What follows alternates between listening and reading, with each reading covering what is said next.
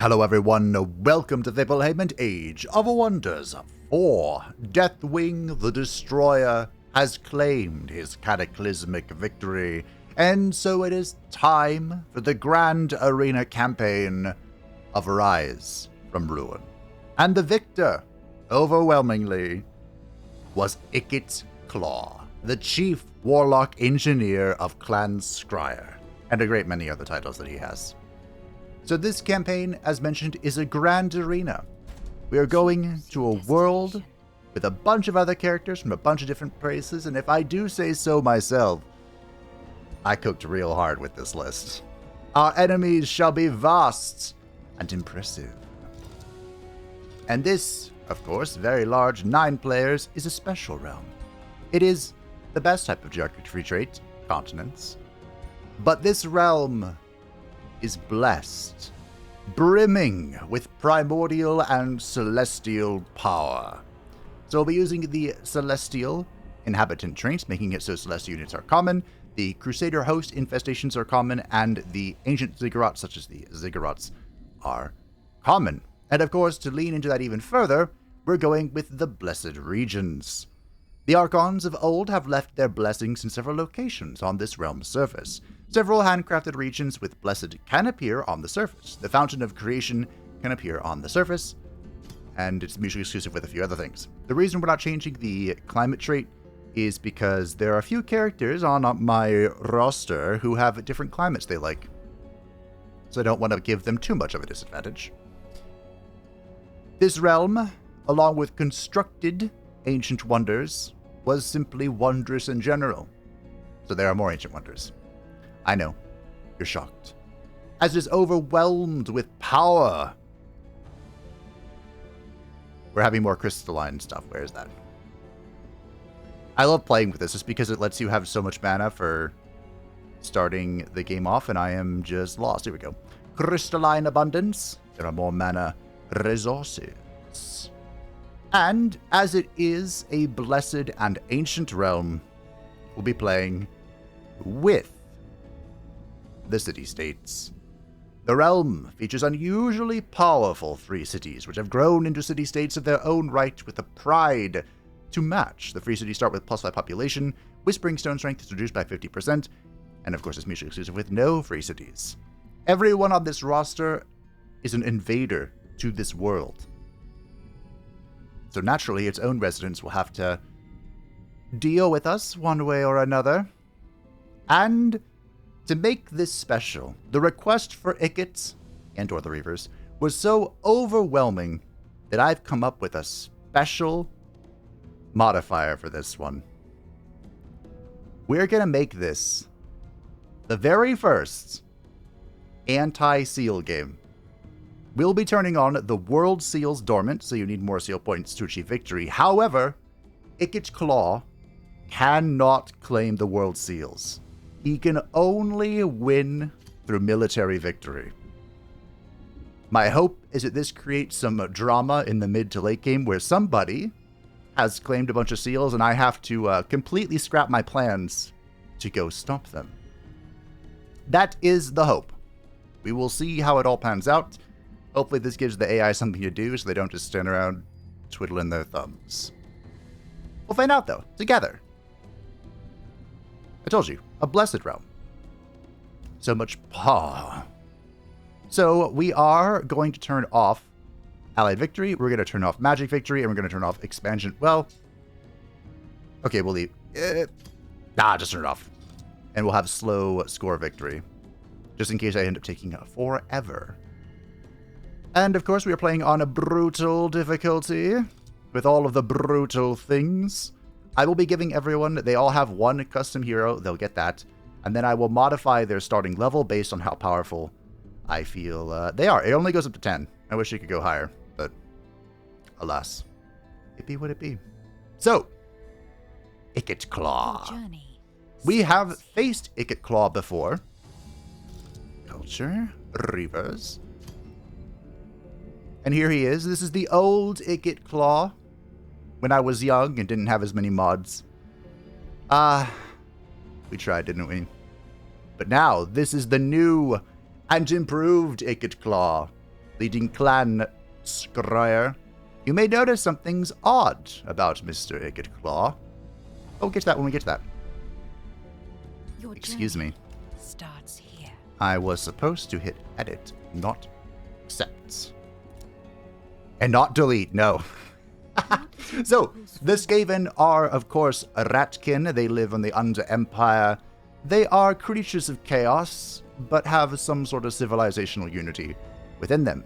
We will be using the Coward Flaw because, well, they're prone to running. If things aren't going well, they're out of there. This will reduce, or rather increase morale loss by 25% and reduce morale gain by 25%. Usually they need like an overseer, well, it's more Chaos Dwarf, but they need someone there to inspire them, and if that person ain't there, they are out of the picture.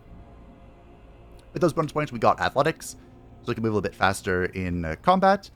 We have Overwhelm Tactics, so that we gain critical hit chance when we're standing next to a friendly unit with Overwhelming Tactics. We gain Keen-Sighted for bonus accuracy on missile and magic attacks.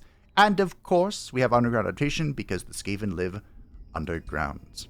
What is their origin? We are playing as the Reavers. Now, the Reavers are in a bit of a spot. I would consider them one of the weaker cultures currently. They do have some interesting support for ranged units with the ability to mark and the whole focused aggression mechanic, which we will, of course, be making use. This is pretty much what our entire build is going to revolve around.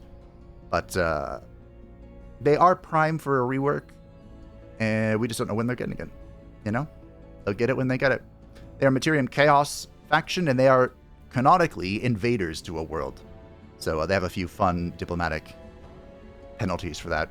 It's also pointed out to me, thank you, that the High Culture, the Barbarian Culture, and the Industrious Culture have not been reworked as well. For some reason, I thought it was only the High Culture. Many reworks await. And there'll be one in the next DLC, but we don't know who it is yet. So for our our society traits, there are a lot of great ones here. Prolific Swarmers, I think, is probably... It has rats on it. I wasn't going to go with this because we did it last time, I think. But it does make the most sense, I believe. So we'll just go with Prolific Swarmers. Making it requiring less food to grow, the racial tier units have +1 rank, and the non-magic origin units across your entire culture require or have less upkeep, and we start with a bonus tier 1 unit, which is nice. Could also, of course, go for the Ruthless Raiders. They did a lot of that.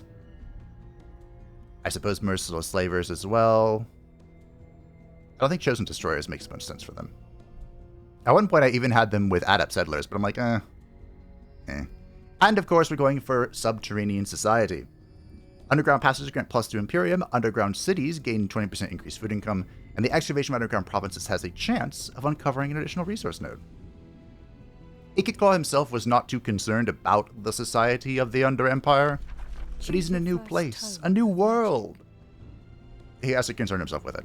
And we are starting with the Tome of Alchemy. I haven't used this one much. It, of course, came alongside the Reavers. There is a little bit of redundancy with the Afflictor and our Mage Lock, but the rest of the Tome is pretty good for us. So, we'll take it. What's your ruler's origin? Now, Ikit Claw is a champion of the Skaven. He rose through the ranks of Clan Scryer, but we will be going with Wizard King, just for variety. And apparently that's accurate if we're talking Age of Sigmar lore, which I don't know. You can correct me or inform me if you would like. Wizard Kings are all about casting spells. Clan Scryer is all about combining magic and machinery together. It works out, you know? And here is my glorious Ikit Claw, the smartest, brainiest Skaven in all of Skavenblight. I am using a few new mods. One of them is the Armory of Wonders, which allows, or has created, some of these hybrid melee magic items, and we are using the Sword and Staff. I don't know how balanced any of these are, but I'm assuming when I'm playing as Reavers, I'm going to get all the help I'm going to get. And Ikit Claw had a special Warp-Forged Halberd and like a hand cannon sort of thing. So I figured this was a nice middle ground for him. The Sword and Staff has a repeating sword attack, and then the Sword Burst, which is a leave 1 AP, release a burst of lightning energy that deals damage into X cone. There's also a Sword and Orb. There's like dual crossbows, dual swords. There's dual pistols for our culture. Probably not as the Spellblade. But yeah, lots of cool stuff added by the mod. We'll try them out. We'll see how we feel about it. And because we are using the Sword and Staff, I decided we will go Spellblade, Sword and Staff, and Wizard King stuff. So yeah, that's Ikit Claw. For our race, there's not a whole lot to talk about. We're on dogs because it's funny. Yeah, that's it. That is everything. But as Chief Warlock Engineer Ikit Claw of Clan Scryer, who leads the Skaven from Skavenblight in a brand new world that he was thrust upon when the Great Horned Rat opened a portal to save them from the end of Malice. I believe the Glory Seeker because Ikit is driven by one thing and one thing only, and that is creating the DOOMSphere, which is basically a giga nuke. He wants to make the DOOMSphere and blow it up. And so, that is our goal. As we head into the world, he will not be robbed of his victory again.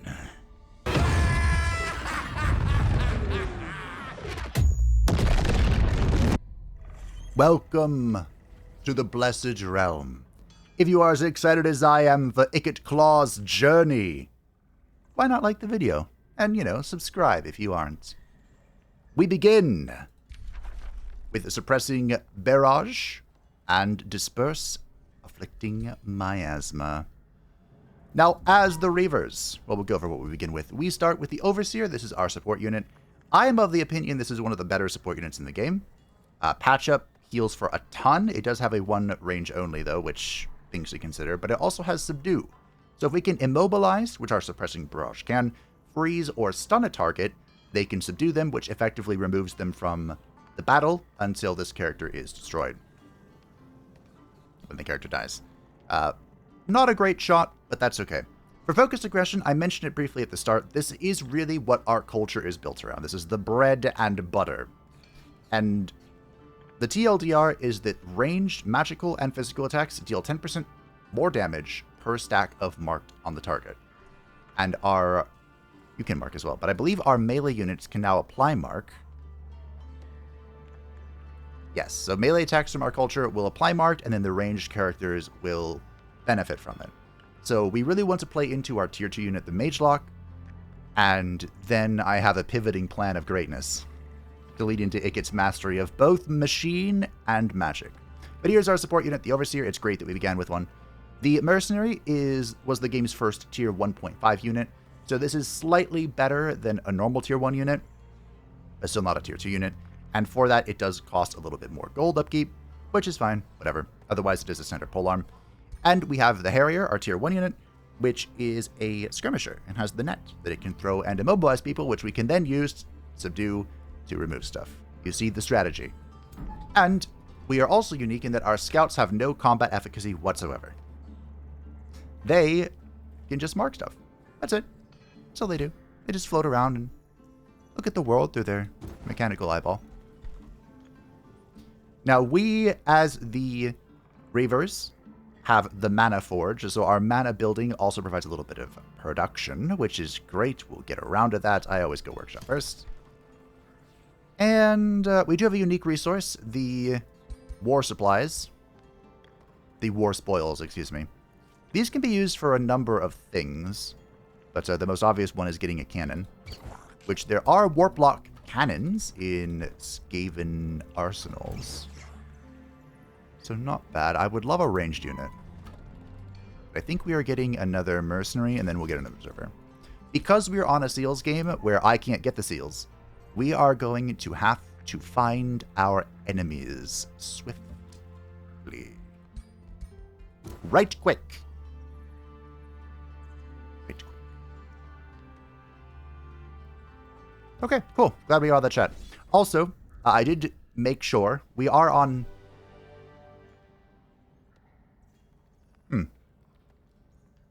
You know what? We'll fight this one. We are on a high happening intensity realm, and the other players, the AI players, do have challenging plus for their difficulty. So they will gain a few bonuses here and there.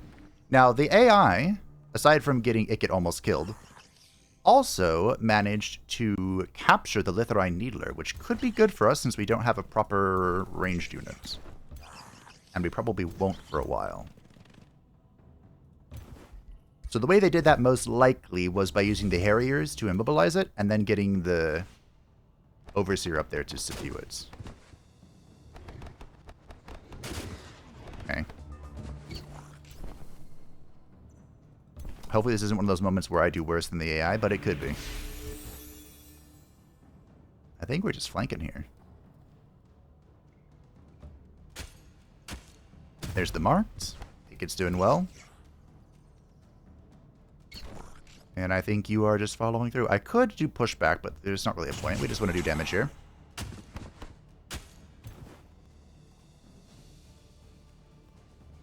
What is the range of this?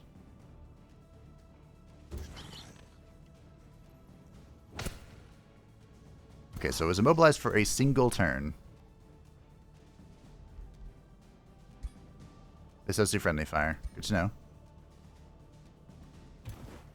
So I need to be ready. I think I'm just putting you in defense mode. Although they're going to cancel it. But I don't want to... Ooh. Okay. Did worse than the AI.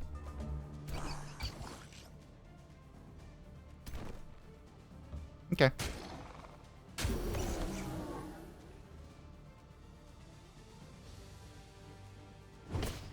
Immobilized. Now we can go subdue it.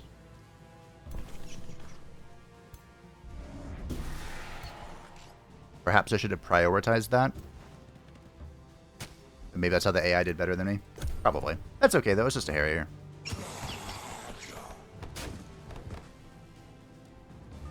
Just a Harrier. And remember, this is a leave one, so... Oh, it's like a conal thing, okay.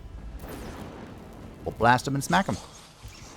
So my plan is to use this mod quite extensively in the item forge. Should be a kill. Indeed it is. This is a push and replace as well. And again, because we subdued this, we should be able to use our war spoils to claim it. And we'll keep it, because like I said, we need a ranged unit. Cool. So here's the Afflictor. The Afflictor's not bad. I never use one, but because we have a tier 2 ranged unit of our own, that'll be very important. I think we are going to just get the Tonic for our support units. It's a very good ability. Great indeedy. Hopefully we find some production here in the Diggy Digs. And while we do, we should probably find out where we are. Oh, we're in the corner. Okay. Not a bad place to be. It has its strengths. So this should be autoable easily. We captured the spider. Oh. This actually would have been... Oh, it's a... Yeah, we... Oh, I should have gone for that. That, of course, would evolve into a Hunter Spider Matriarch. We'll head towards the territory to heal, and we'll, you know, gather with our scout here. Our floating scout. Okay. Looks good to me.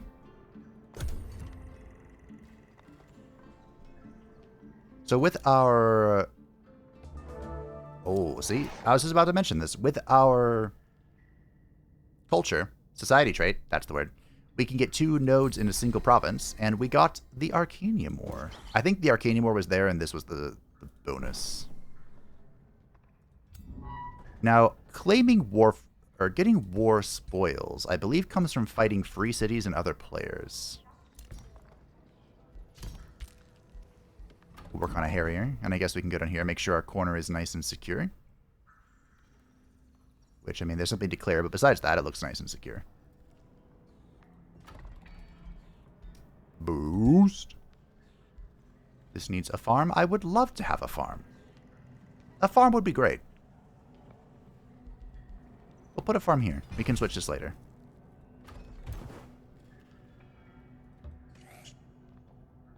So we can bonk you. This should be a low-risk, easy battle. And it was. We even captured a Zealot. The AI is doing great on the whole subduing thing. Which I appreciate it. Normally I build the storehouse next. And I think we will. We can boost next turn and get a Forester over here. Maybe on this? No. Ikit Claw! Now, as a Wizard King, of course, we wouldn't be casting a lot of spells. We don't have a lot of spells to cast or mana to cast with, but we can empower our...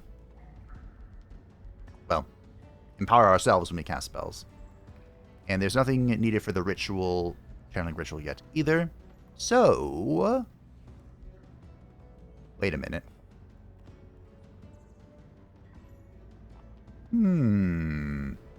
Let's grab Arcane Skirmisher. I usually don't get this, at least this early. But because our Lightning Burst is a magical attack, it will then let me swing with 20% bonus damage. Sure. That's from my Wondrous item mod as well. Mods. And again, you can find a full list of the mods that I'm using in the description down below, if you're interested. Cool. Boost that.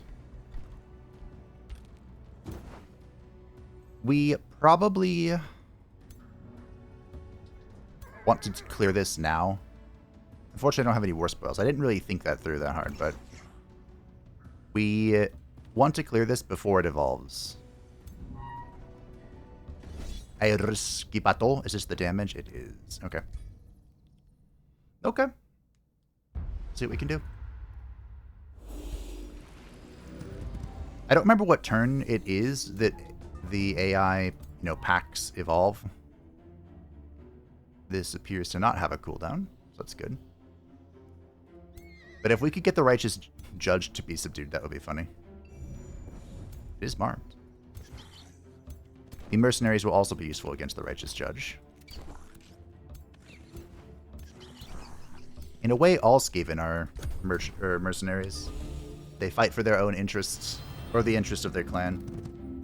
The vast majority of them just get ordered around by their overlords.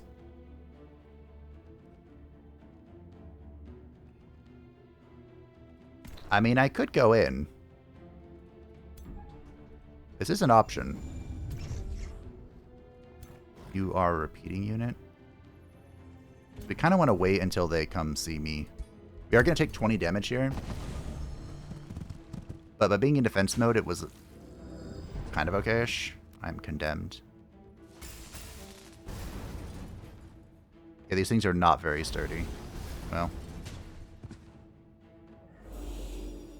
Okay.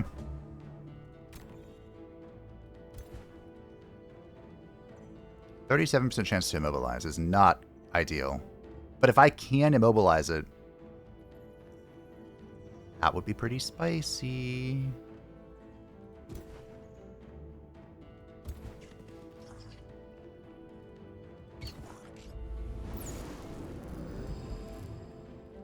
I don't know if that helped. I kind of don't think it did. Okay. Resists. You'll be fine, right, Ikit?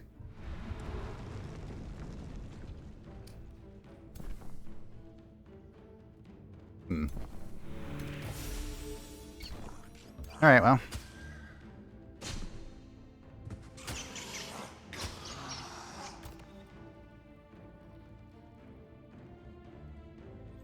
I think we'll focus on the little one first, then. If I got into this knowing that I wouldn't... Oh, wow, I'm surprised that didn't kill you. If I went into this knowing I wouldn't be able to subdue it, I would have done something different, but that's how life works, you know? Okay. One mercenary down. Uh-huh.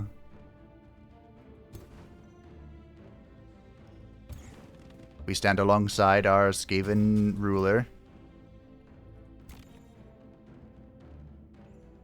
It'd be really cool if you could die here.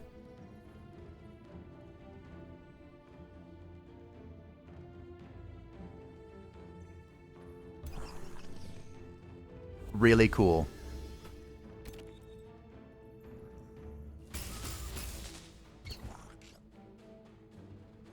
really, really cool.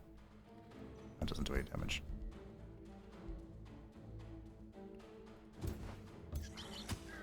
Uh-oh. Something is not going to have a good time. I can't tell you what yet, but something is not going to enjoy its existence. Ow.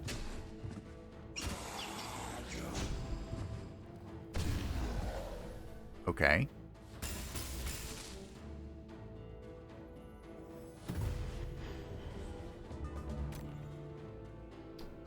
It was me, by the way. Something is not going to enjoy its existence? Me. Think it's gonna come take a break.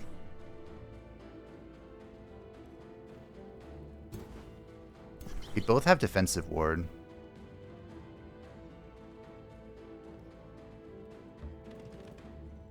I wouldn't say losing my entire melee army is a good start. I forgot about that. Oh, beautiful grays.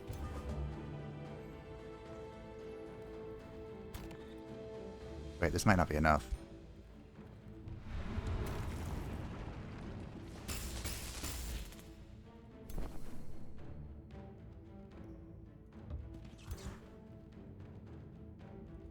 Okay. So I can do this to kill it. I almost had a Crystal Reflection. Then I can patch up Ikit. And we're both in defense mode. And maybe we're not dead? We exploded somehow. Oh.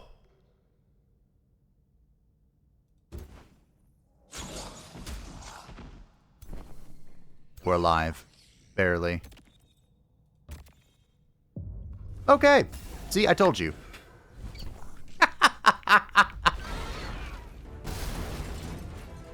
Is it worth it after all those losses?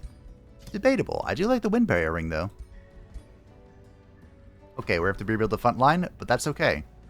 You know why it's okay? Because we lost things that we can rebuild.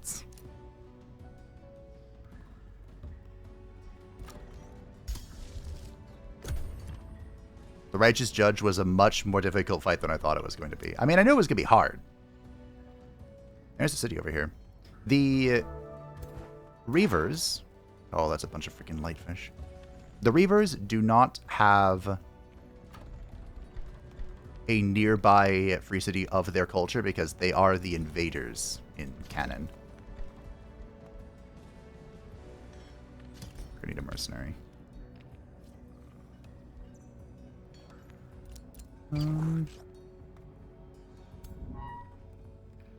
This guy might go up and see what's cooking. Oh, great. Our Crusader host is right here. And it finally happened. I started next to a landmark. Wow. That's a purple bird. So the Crusader host is in deep sleep, which is nice. But you can actually kind of negotiate with it if you are very good or higher. We, of course, are not going to be. Now, Prepared Strike, funny. Or, excuse me, Arcane Skirmisher, funny. Haha, interesting. We're going to grab our spell, which is going to be Lightning Evocation. The Skaven, the magic that they have, is mostly lightning-oriented. They have 2? 3. At least 3 lores of magic. The lore of plagues, which is mostly used by Clan Pestilence. And then there's the Ashen lore, the sneaky, sneaky one. And then there's the main one, which is the lore of ruin, which is mostly shown off by like being green lightning. Mostly how it's marked.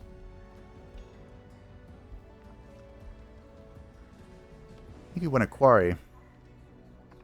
We're going to want a mana node as well. Thankfully, there is plenty of mana nodes. Plenty to go around. I think we're going to wait one more turn. We can get our mercenary next turn and heal a little bit more.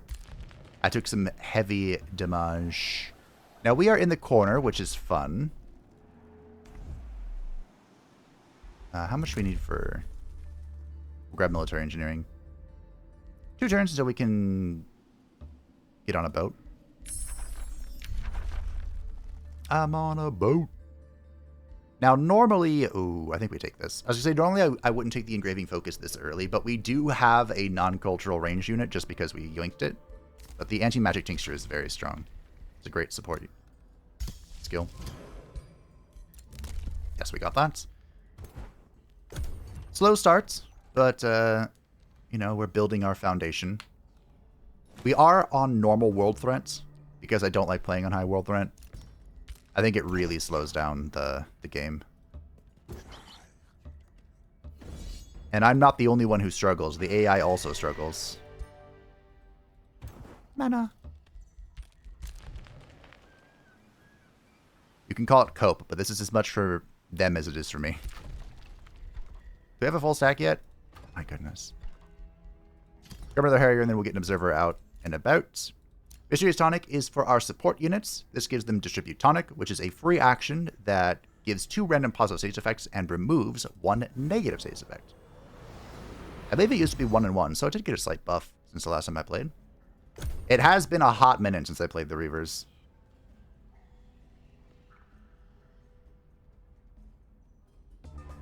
A hot moment.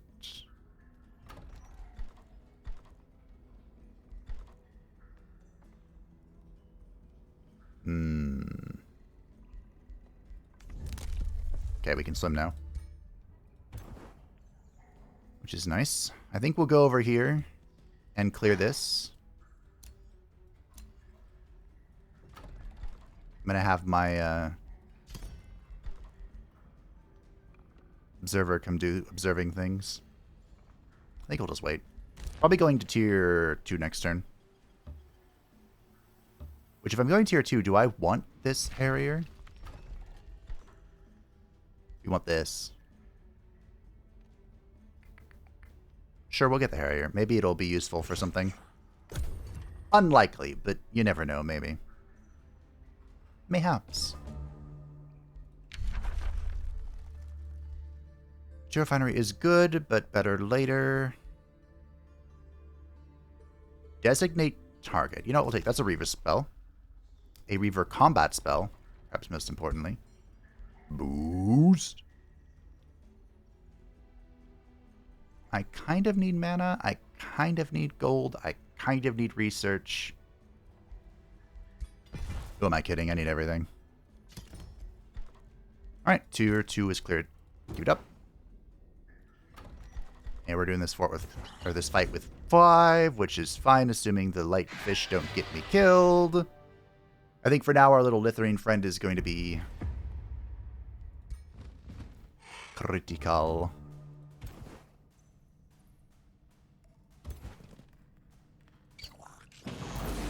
Start with an Electrify there, not too shabby. Now, the Lightfish. The dreaded Lightfish.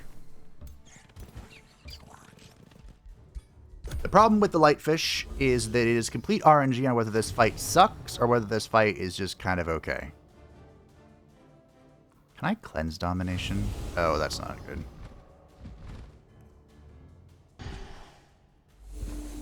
Congratulations, we're leaning towards sucks.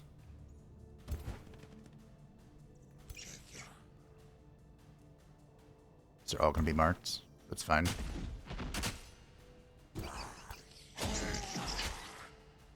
Is this enough to kill?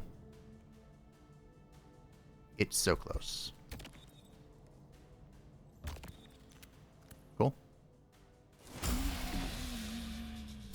Fortunately, I cannot cleanse you. We don't have our anti-magic tincture yet. This might be how the range unit died. Wait a minute.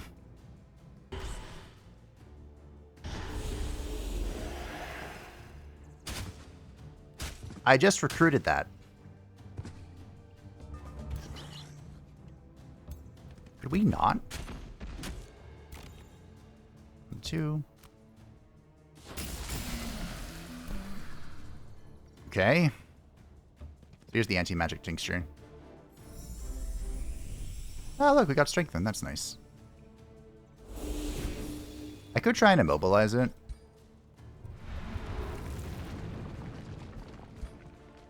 If I was going to do that, I should have done it before. Before to see if I could have subdued it, but that's okay. Wow. You can fly far. Shock. Shank. Cool. We cleaned that up nicely, I think. The Noble Aegis, not for me. Ikit Claw isn't noble. Alright. So we do see another magical material here, which is nice. We have found a seal. Less nice, truthfully. There's a pickup here.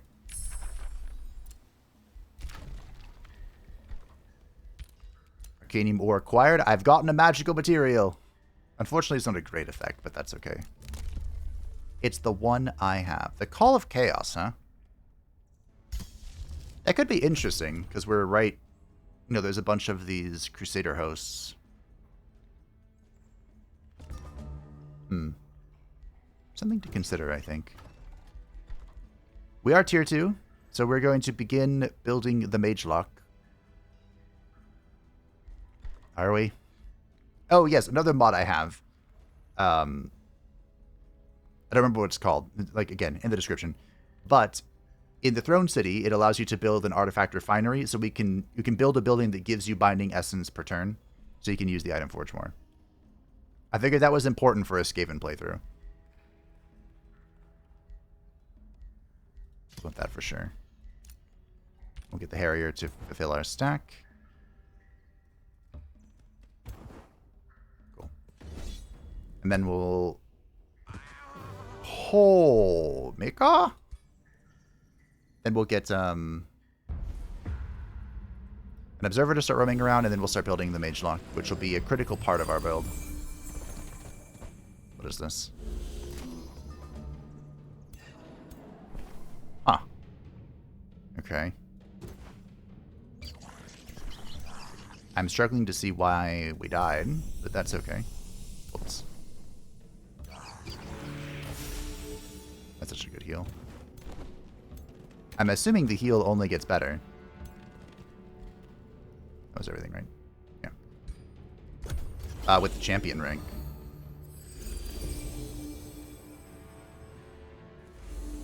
Miss me, miss me, miss me, miss me, miss me.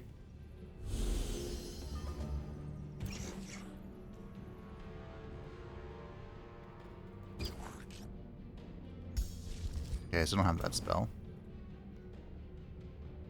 Oh, I don't have melee that's fine.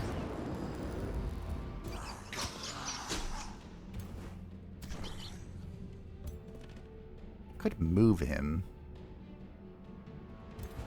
Maybe we could go for the capture. Or not. Never mind. Sorry I said anything.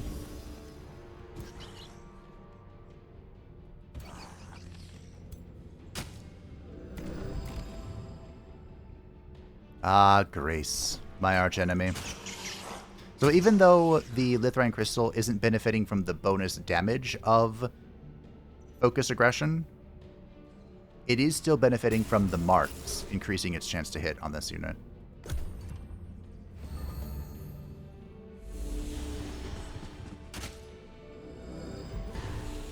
Goodbye, Harrier. Or not. Smack. I need to watch these animations closely, because a big reason that dual wielding, or a significant, wow, there is no chance here. Basically, animations are a big issue for why we don't have a lot of things. So I'm curious to see how well the animations are done in the mod here.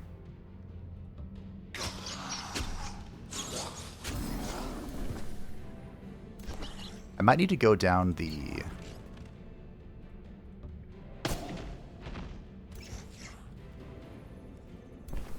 health skill tree.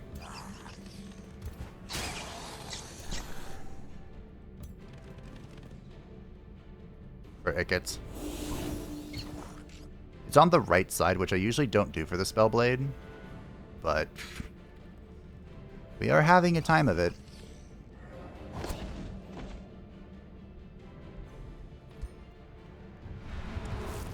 For the record, I do usually get the Harriers killed. Like, the early roster for the Reavers, I usually don't get to keep them alive very much. They do not have a good time.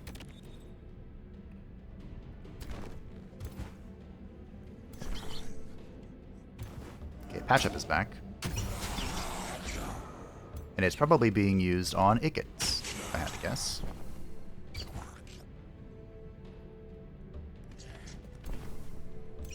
Okay.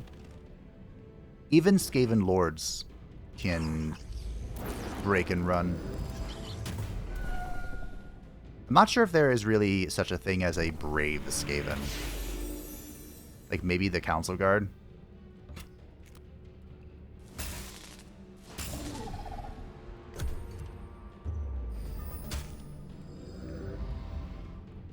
But most brave, quote-unquote, Skaven are just insane Skaven. That are so mad they don't really understand the meaning of fear. Or I suppose some of them have a zealous aspect to them as well. For the Great Horned Rat. I mean, that looked cool. He raised both his weapons together to do that. I liked that.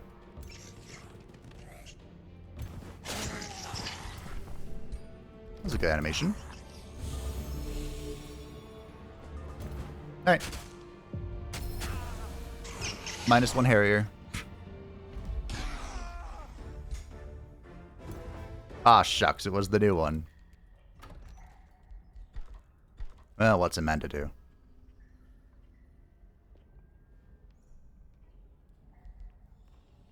It is definitely recommended.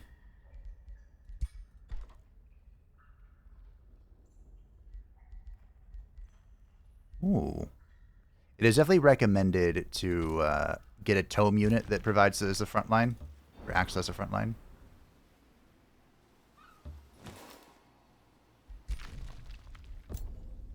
How many? I did create intentionally a number of underground cultures. I think there were 3. Ikit Claw.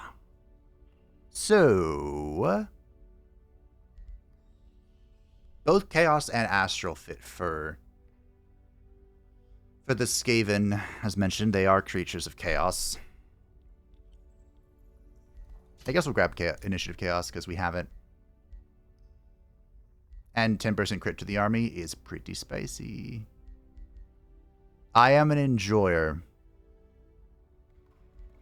of devastating evocation. And I think Ikit would too. And teleportation. The backpack thing from Nomads is meant to signify the like power pack that the Warlock Engineers have.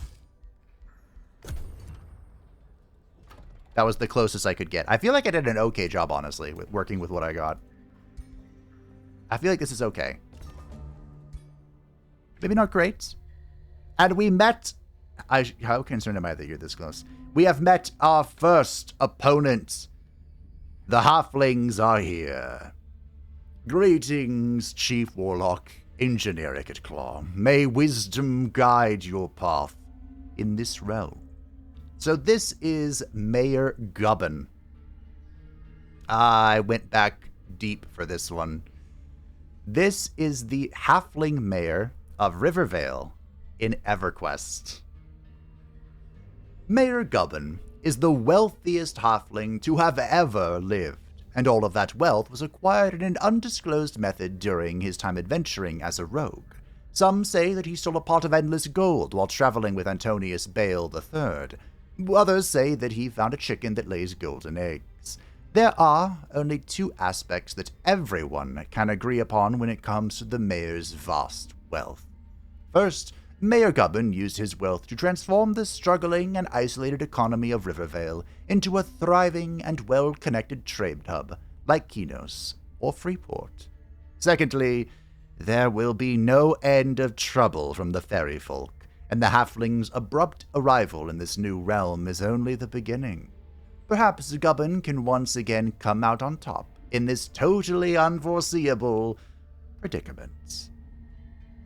So in EverQuest, the lore of the halflings is, I don't know if incomplete is the word, but there's not a lot of it. So I stretched a few of the truths here. I mean, this is all canonically accurate. Mayor Gubbin basically bought the mayoralship and then grew Rivervale into a proper capital city. But the rest of this was a little bit of my creation. They are Oathsworn Righteousness representatives, because one of the factions of the halflings is the Guardians of the Vale, that protect Rivervale, of which his custom hero is a big part of. They are vigilante knights, so they have the bounty mechanic and talented collectors for more magical material.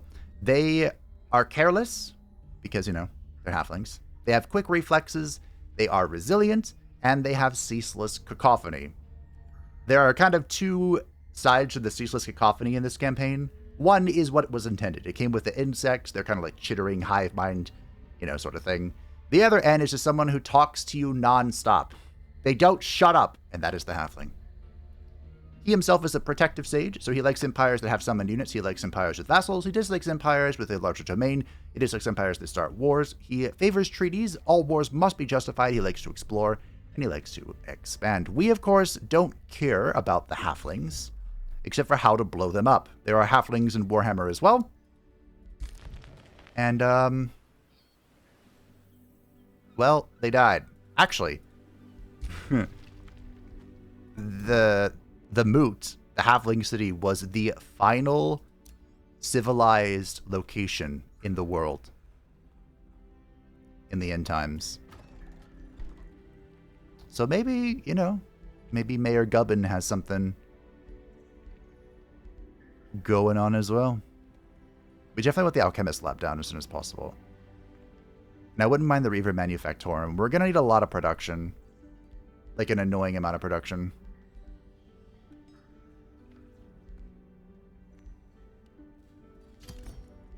We can start with research, I suppose. Now, we're going to be thinking about our next city. And, I mean, this looks like a pretty good spot. We could also take over whatever this is, I suppose. So, Ikit will head this way. Oh, we're at war. Okay. Ah, the Dower. Spoilers. Our hero, who I think is going to be placing down our first city, is Malice Manrak. Why do you look different? And where is your text? This is our custom hero, and there he goes. As you can see, he has the dual pistols from this mod, which, okay, they seemed cool. They have a single shot, like the Dragoons, and then the second pistol can be used for disengaging shot, which allows him to disengage from enemies. So, we'll see how good this is.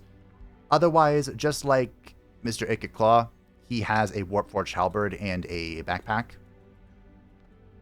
A less cool backpack. But, I'll expand into that as we go down his tree, because it actually has a funny, lore-accurate talent. But first, Malice Manrak was an apprentice, by Skaven standards, to Ikit Claw, who proposed a truly preposterous idea to the Council of 13. Project Moonbreaker was a rat-brained scheme to create a cannon so infused with warpstone that it had the power to break the twin moon Morsleep, creating a weapon of celestial destruction and an endless supply of warpstone from the reigning chaos. Due to a twist of spite and deception, the Council elected to go through with the plan 7-5, which infuriated Ikit Claw due to the reallocation of funding from the DOOMSphere project. In the end, neither Skaven was able to create and test their world-destroying machines, and now stand tail to tail to see at least one project to fruition. Malice wasn't really Ikit's apprentice, but he was a fellow, warlock engineer of high-ish rank, Ikit reigned supreme, of course. He was the chief warlock. But, yeah. He's going to be our second hero, and I think his duty is going to be to find a place to plop down a city. I quite like... over here. There is... I created a list of names, of course, for the Skaven cities. And one of them is a port. I don't remember what it actually is, but... he might go over here and do it. There's also some lava over here, which we will eventually one day probably be able to settle in. Guildmaster Otar Den to the Free City Anvil greets you with regret in their eyes. It is unfortunate that we meet like this, Chief Warlock Engineer Ikit Claw, but it seems war between us is inevitable. We, the people of Anvil, will fight for what is good and for a brighter future. A future without you. Mm-hmm. So, actually... oh, man. Is there... there's not a way up here. You. Come. Oh, there is. Okay, cool. Wait a minute. This might be uninhabitable. Well, we'll dig it up and see for sure. I might need him with me, depending on how big this is. The free cities were massive in my previous playthrough. And now they're big free cities. What have I done? Hey. Have you ever tasted Inferno, Hound? My chief warlock engineer. Sorry, I need to get into the Skaven voice. Your hero, Malice Manrak, asks casually, you wonder where this is going? It is said to be quite sweet, decadent, and full of invigorating power, strength. Malice feigns nonchalance. Mine didn't. But you detect the quivering in his voice. He wets his lips. Your raised eyebrow is all the encouragement your hero requires. Legends of this realm, the flesh of an Inferno Hound grants strength, power, and wisdom, intelligence to its consumer. My chief warlock engineer, as your devout servant, permit me an Inferno Hound. We shall share in its flesh and its power. Okay. Well, we're going the wrong way. This looks like it cannot be in... yep. Son of a biscuit. Alright, so here's the new plan. We're going to unite, Malice and I. We're going to get his doggo. And then we're going to go get a city. And I'm probably destroying this. I might keep it. No, we're destroying. No. That's a good question. The problem is that he can expand this way. And if he expands this way, he's taking my stuff. And he does not appear to have an exit of his own that he can expand to. This looks like a delectable city location. 2 passages is actually insane for our society trait. I have a slight concern about where to expand here, but I think I should just ignore it. Excuse me. Ooh, if this is all you have, I'm going to kill you. Consensually, of course. Consensually killing him. Okay. We'll go this way and we'll see what's over here. I'm going to manually control these for a little bit. Even though, yes, I'm sorry, it's annoying. I know. I guess we can start building these. Boost.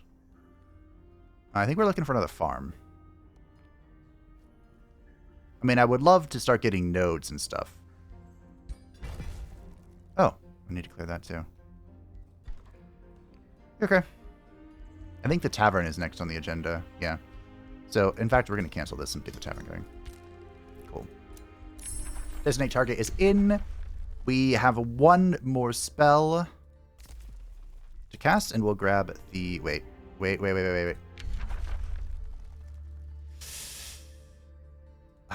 No, I want the other one. I forgot they reworked that. This one. We'll grab the vision. With the movement reworked, where all scouts are now 48 movement, they have made it so that they always have, or, you know, they reworked that other one, the Wayfinder, to make it so your scouts never die and return sooner. Also, Malice is an elitist.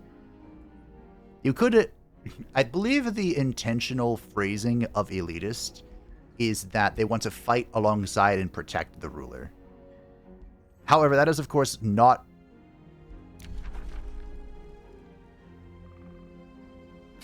I mean, did the Skaven never engage in diplomacy? Look, I have a soft spot in my heart for Mr. Mayor Gubbin here. I really do. I have a story to share about why he's an Oathsworn, but it makes more sense if I can find his hero first. I don't even know where we met.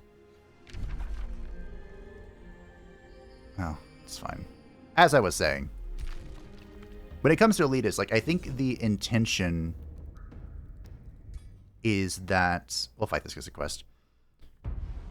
You're there fighting alongside your leader, learning from your leader, protecting your leader, devout loyalty and all that. The Skaven don't do that. However, it's not beyond the Skaven to fight with their leader. First of all, to earn brownie points. Politics is a big thing in Skaven society. But also, if the leader starts to fumble or looks weak, there's an opening. An opening for treachery. So I think that's kind of what they were going for. Also, this is cute and all. But, bye, Felicia.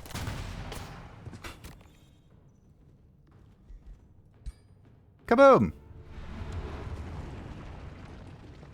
It would immobilize the one that I tapped already.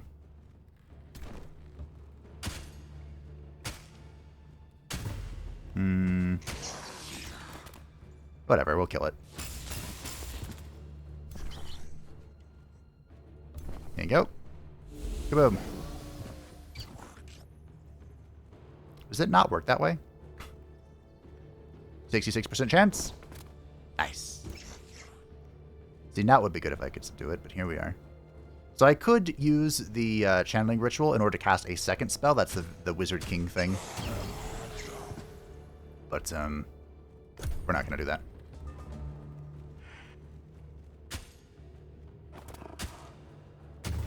Normally, like command, I wait until the end.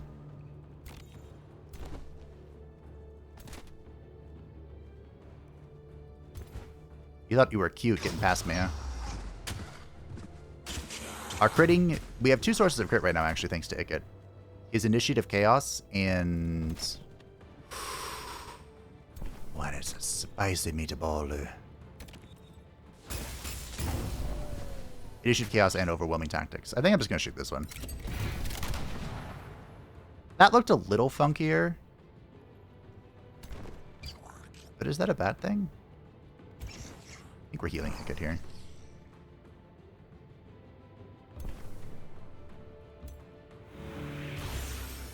This'll do. I can move over here.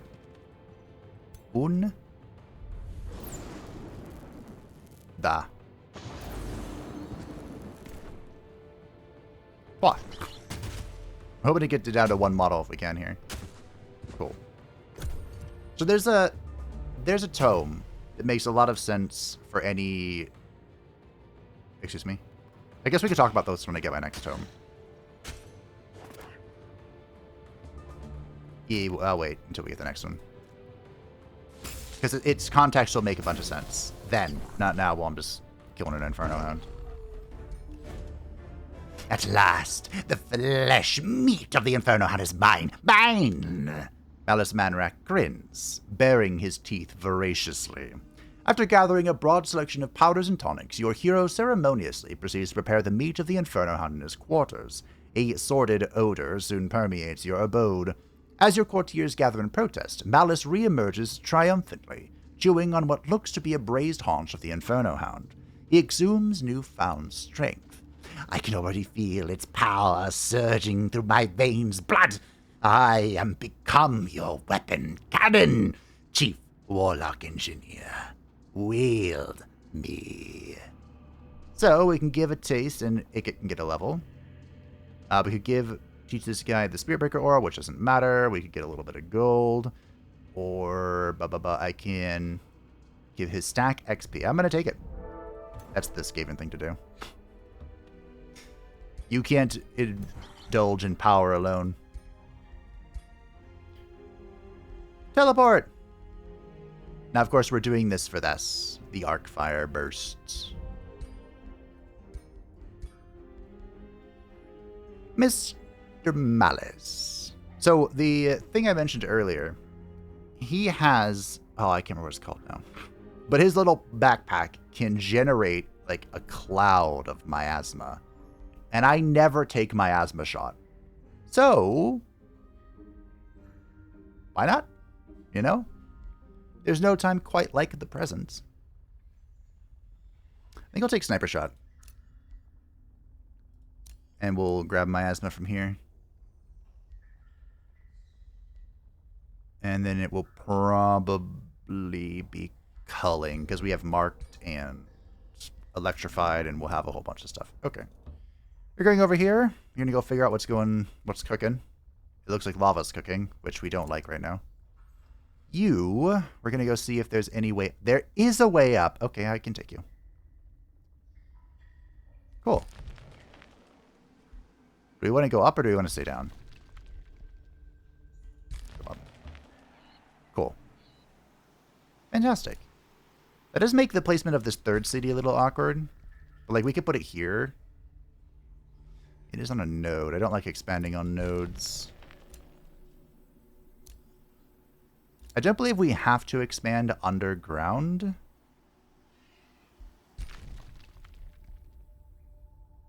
Like, I don't think the city has to be underground. We can put the city right here. This is a great spot. The seal's in the way, but it's whatever. It's fine. It doesn't matter. I debated doing an island geography. I haven't done one in a while, and I do enjoy them. But the problem is that I knew I was going to do a seal game, an anti-seal game. And so I was worried that... I was worried that a seal would be like an entire island.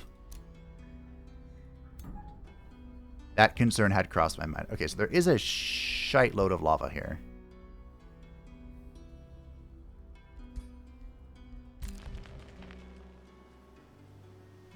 So I think we're going to...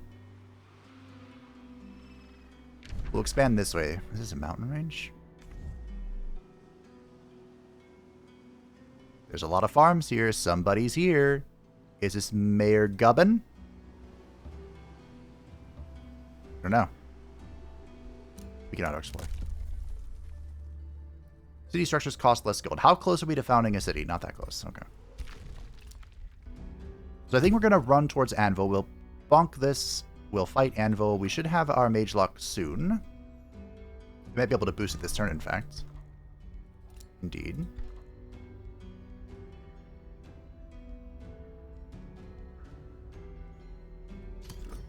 Grab the chambers.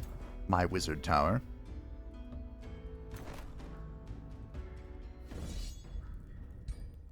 We definitely want the Mage Lock to not be damaged. Don't hurt my Mage Lock. The robes of resistance. As the Elder Skaven. Yeah, I forgot I can just fly. Duh. As the Elder Skaven, it is, of course, my place to claim everything. Looks like there's not an... There should be an uppie over here. There is a wonder. Empire Skill, the Fruitful Integration. We will... Absorbing. So this doesn't affect migration. I think I just learned that. Isn't it crazy what happens when you read? We will want that for when we plop down our other city. What happened? Oh, hey! We're on level 2. Great. As the Wizard King, we get conduits and combat casting points and stuff. This is how they've reworked. The poor Wizard King has been reworked so many times. Or not like full-blown rework, but like modified. He used to get, I think it was 5 casting points every level when the game first released. And then it was 5 every other level. Yeah, here's New Rivervale. Not gonna lie, Mayor Gubbins, I might have thrown something through my monitor if that was my spawn. Farmers from Skavenblight's fields request to speak with you. Their leader announces that they wish to aid your war against Otar Dent of Anvil. Of course, it's every Skaven's duty to fight the Dawe. We know our place, my chief warlock engineer. We don't understand the mind's genius of Gaudier and lords. The farmer shuffles around uncomfortably, avoiding your appraising gaze. We do understand that if Otar Dent sends his armies to Skavenblight, they will plow, destroy our crops, and through our families. So we reckoned our tools make for decent weapons in your soldiers' warriors' hands, oh chief warlock engineer. The farmers offered to donate their pitchforks and plowshares to your soldiers. Oh. Yeah, okay.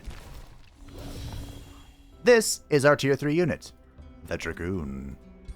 Now, I personally am not a fan of the Dragoon, but it's a tier 3 unit on turn 17, so I think we'll take it. The whole thing with the Dragoon is it is like an advanced skirmisher, and its design is really cool, but it has one problem, in that it doesn't... Does defense mode work now? Back when I played it didn't, because they have this master skirmisher, where basically they attack and then they can move again, and that would somehow break their defense mode. So if their defense mode works now, they are probably better. I sound confident, don't I? The unit we're really here for... Okay, the skirmisher can catch up to us. The unit we're really all here for is this one. This is the Mage Lock. This is our Warplock Giselle. And they've also gotten a few tweaks over the years. But they have a big gun, and they shoot it good. You're caught up. Also, it's like the best sound effect in any strategy game I've ever heard. That's nice. Hello. Jittercrow Companion is in, and it's time for our second tier 1 tome.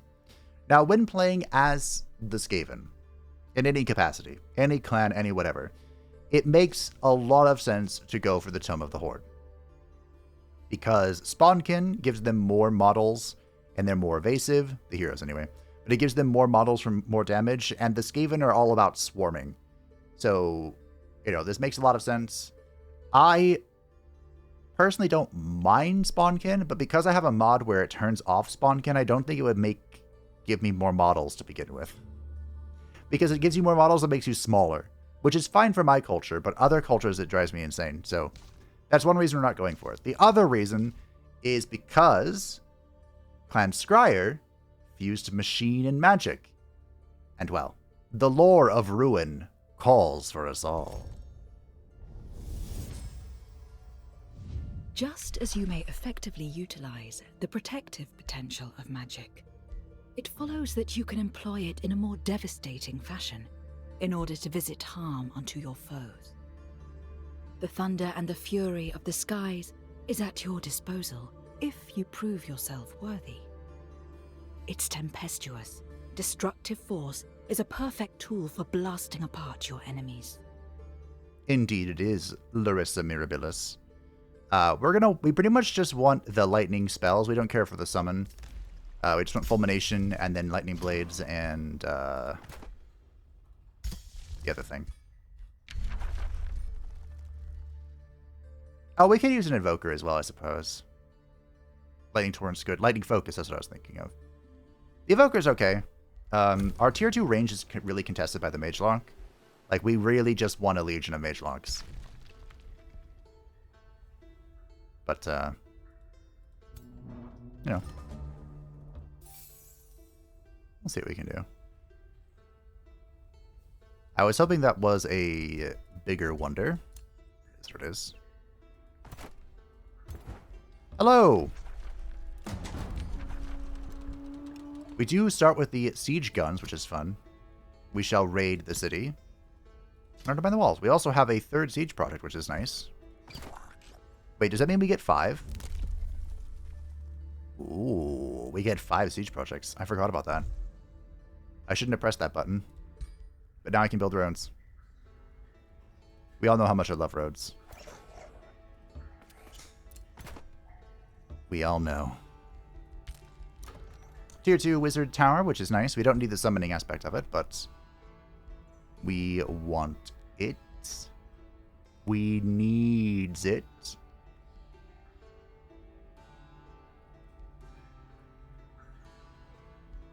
What else are we building? Bathhouse is not bad. We'll get the stonemason. Sounds good to me. We'll get our first research post, I believe. The Enchanted Crow Companion gives vision range to our little floating eyeballs. Which is nice. We're building an Overseer for the second stack. We're going to want more observers, though. Good. You know what? You could argue that I should have boosted out the Observer for this fight, but I'm going to... Excuse me. The, Oh. Where did it go? Is there another free city over here? Huh. I can make a bounty. Who cares? There is another free city over there. Wow. Maybe I just go kill that one. Hey, someone go see what's in here.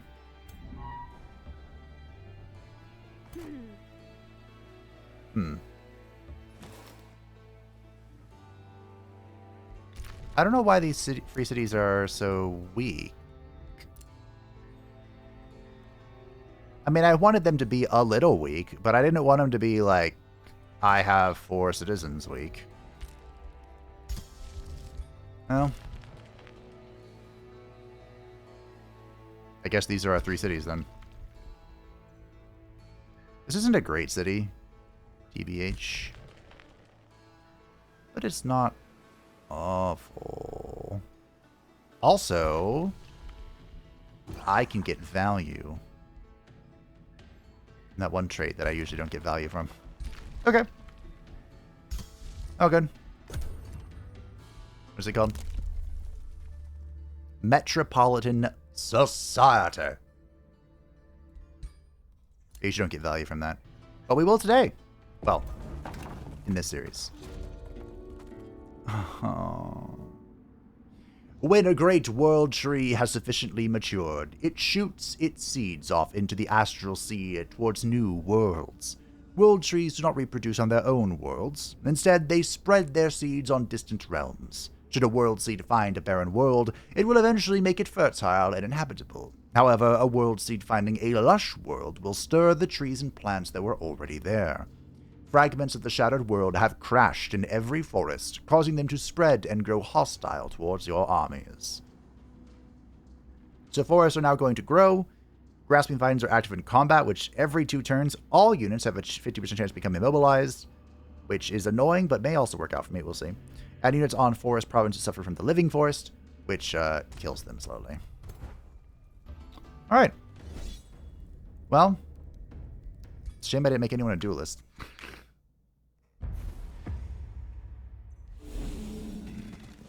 But here we go. Our first siege battle. So the special build, or the special siege project we had, is it basically gives us a mage lock cannon.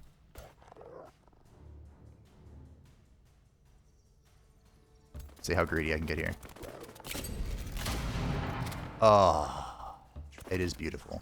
So yeah, now I can end my turn, and it skips a unit. It doesn't put me in defense mode. Yep, that's about what I expected.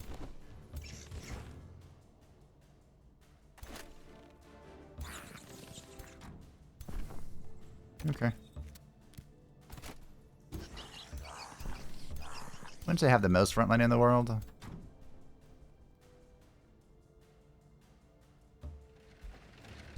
Okay. Oh, great. Why? Oh. Interesting. He has the cascading fire spell from the Spellblade.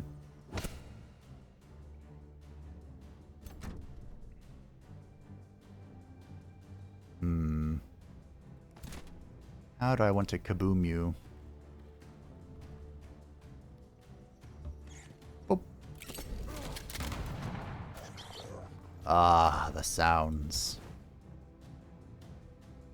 The glorious sounds.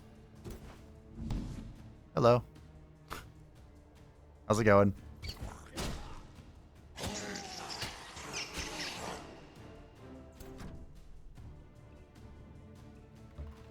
Bring you up there. Everyone listen in. Here we go.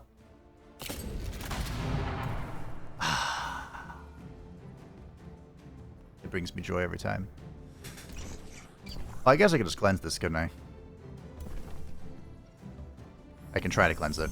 Hey, I'm still on fire, but we take what we can get. Goodbye.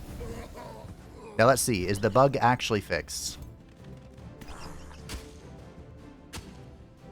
There was a bug for a minute where you're stuck. Oh. Even though the Lord was dead,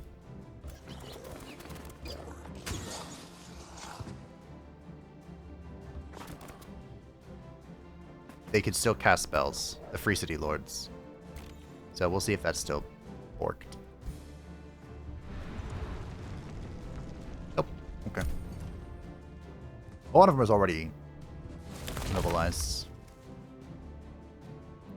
So here's the question. He does have a retaliation, this little thing. Kick it.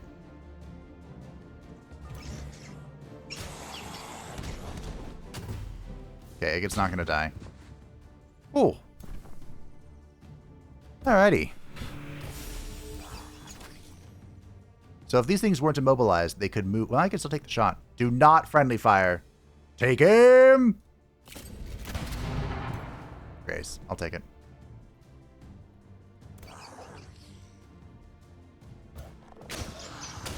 So I could swing here and then run, but I'm not going to.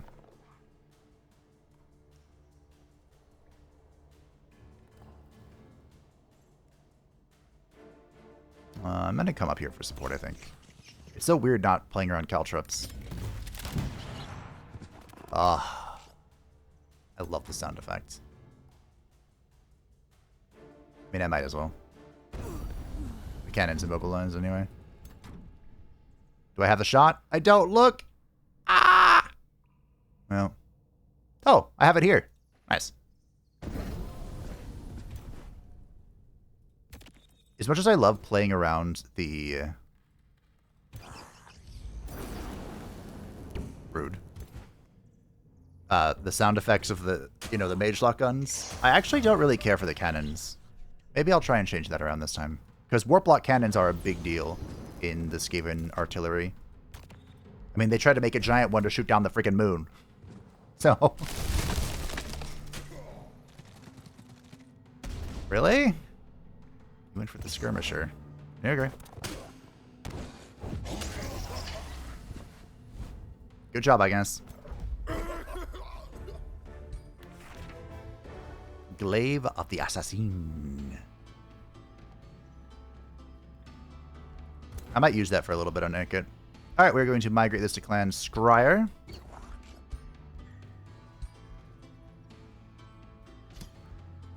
I believe a polearm is what I used previously. Excuse me, previously. To, show off the Warpforged Halberd. Here's the question. Well, I have a lot of questions, actually.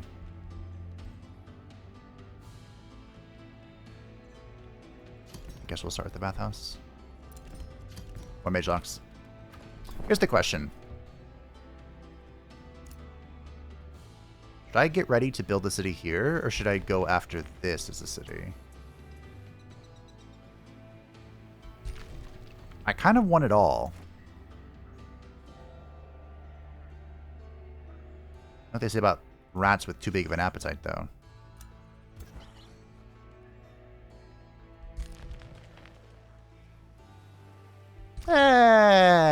Never punished.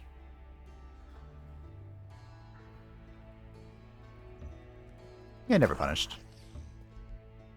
Oh, I'm actually healing. Yeah. Wish I could undo world map movements like you can in combat.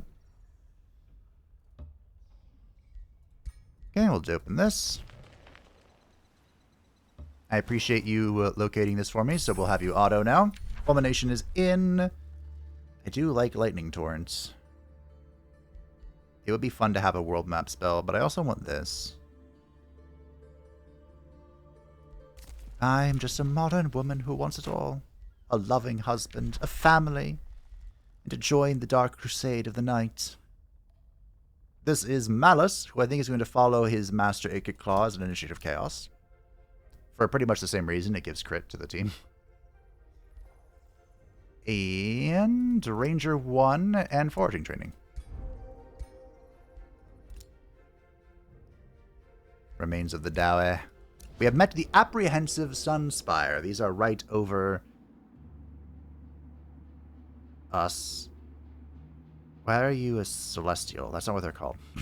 Magistrate Linnea Arclight of the free city of Sunspire greets you nervously, as if they might invoke your wrath at any given moment. Well met, Ikit Claw. We angels, that's right. That's why you're Elysian. Spoilers. Of Sunspire, have heard many stories about the torment of shadows you went through, and the power you now wield. We hate to imagine what you forsook to earn it. Hopefully you will curb any potentially power-hungry tendencies as you make your way through these lands. Well, about that. Fun fact. The Reavers don't start with a Whispering Stone. We don't do that diplomacy thing, you know? In fact, there's even a tech to keep a free city alive that you're at war with, so you can just farm. I appreciate the double resource. I don't appreciate where it is. There's a tech to keep a free city alive so that it keeps sending war parties after you, so it keeps generating war spoils. I almost died to the living forest. Your troops engage the hunter spider and its minions, but they seem to be withdrawing in defensive formation instead of attacking. Their panicked grunts and hisses sound like pleas for mercy. When you take a closer look, you realize that they are defending their newborn offspring. They can feel that they are no match for you, but they will fight for their infants till their last breath. Will you slay the hunter spider and its infant offspring, or find a different solution? Well, death. Okay. We captured somebody. Unfortunately, Ikit won't have the bonus regeneration, so hopefully we can get the forge up sooner rather than later and build that thing. We could get our first stone as well. Impressment is a choice. With how many cities I want to take, I am now evil. With how many cities I want in the immediate future, we might not be able to get anything anytime soon.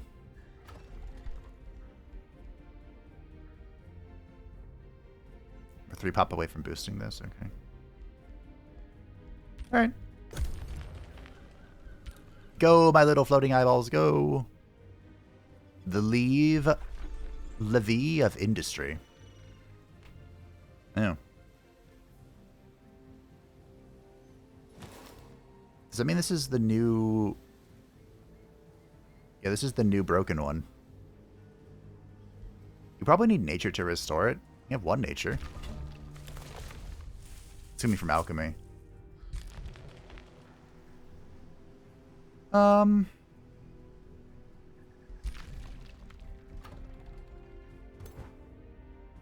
Should we head this way then? It makes more sense to migrate these cities rather than to establish a new one. Just because of time.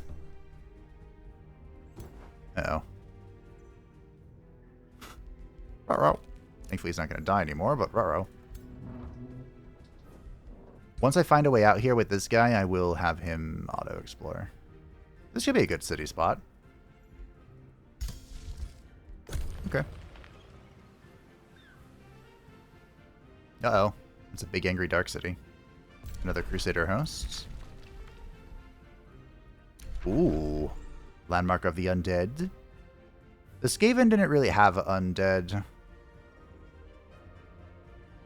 I feel like undead in the Warhammer universe was always like a little odds.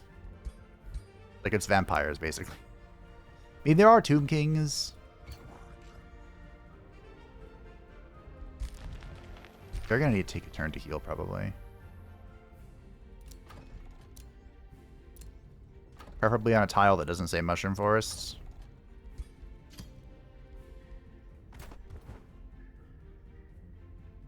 But I don't have one of those. So we'll just sit here. Sit here and wait for a second. Okay, so our Miss Malaz Manrek is a scholarly governor, of course. All Skaven pursue such things. All Skaven of Clan Scryer pursue such things. We are going to want foresters.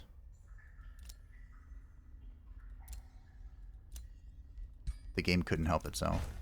Yeah, farm and forester. I do like the mana, but we're going to probably want research posts here, actually. Because of his governorship. They give city stability and bonus knowledge. Which is nice. We do have a new mage lock as well. I think it's time for the markets.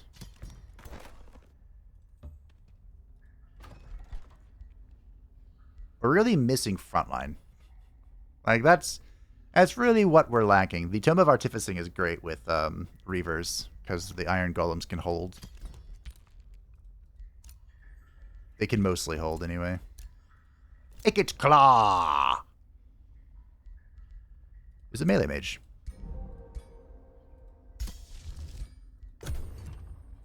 Should I befriend the halflings? It would be really funny. Incredibly out of character. But really funny.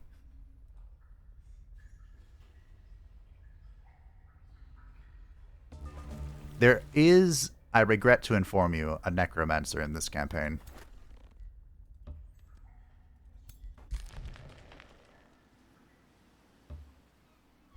Oh, I could take this keep. It'd give me another spot to heal from. Okay, that is a... Okay, yeah, no, that's great. So I have 3 out and about. Out and about. Exploring, looking for the worlds. I probably need another one.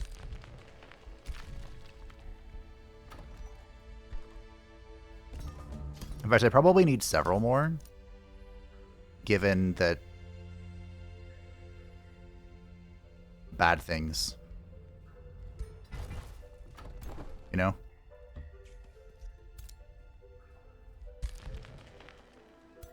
Okay. My poor mage lock is at half health. Which I think means I don't include it in this. Which you hate to see. You hate to think, you hate to say. That is what it is.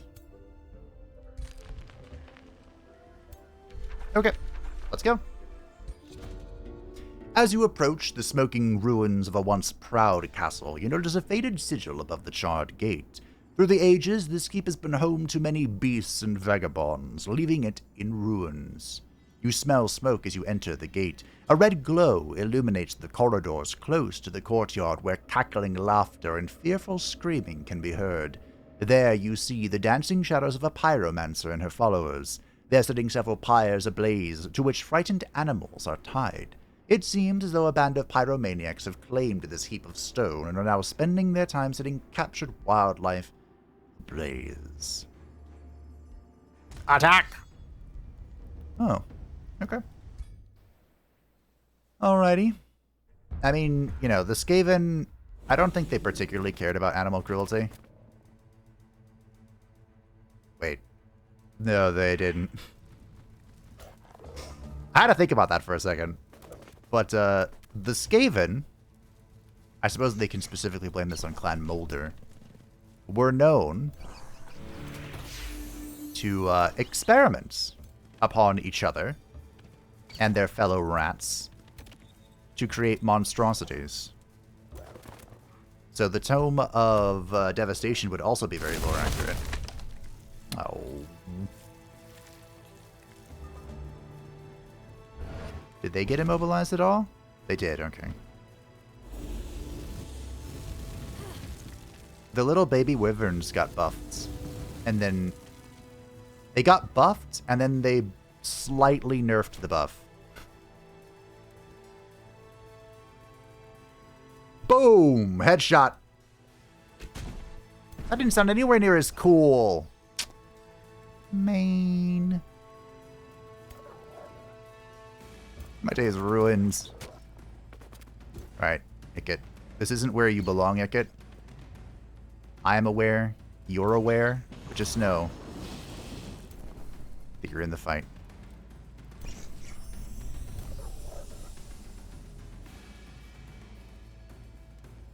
That tile's on fire, apparently. 55. Take him! Oh.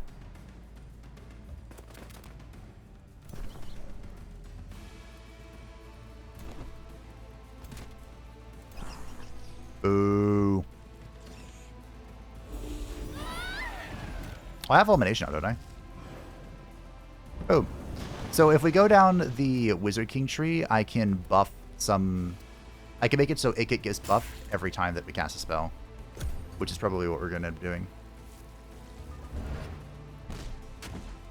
You may ask, am I worried about Ikit's safety? No, I'm not. Because you see next to his name, he has a little silver icon that looks like a Parthenon. That means he's the expedition leader. And so he can't die. Little pro tip there. Oh. Greetings.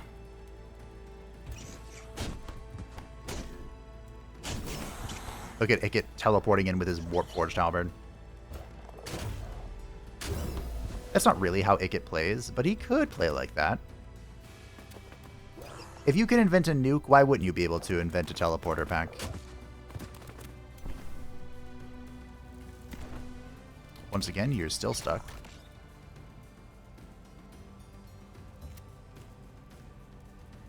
Oh. Morale high. That's not a phrase you hear very often with the Skaven. This is the afflicting miasma, by the way, that was left by my shenanigans. Subdued because he was immobilized by the forests. An interesting synergy from an otherwise infuriating world event. This event happened to me during the sponsored Eldritch Realms playthrough, which of course was the first time they introduced these world events. And I had to edit out a joke I made. But it was talking about, you know, fertile seeds. Good times. With the pyromaniacs gone, Ikit Claw and his companions are free to search the rest of the ruins. Ikit Claw's soldiers free the tormented animals, who quickly flee the keep. Upon further inspection, Ikit notices that the pyromancers left behind stashes of scorched loot throughout the building. Among it, Ikit discovers a retort of provocation engraved with the same sigil as he saw above the castle gate. It looks very valuable once Ikit has wiped away the soot. The origins of the retort of provocation you have discovered are unknown. Oh. I mean, this is an okay item, but we are going to display it. I think that's a Skaven thing, displaying their trophies. We need more mana? More protection.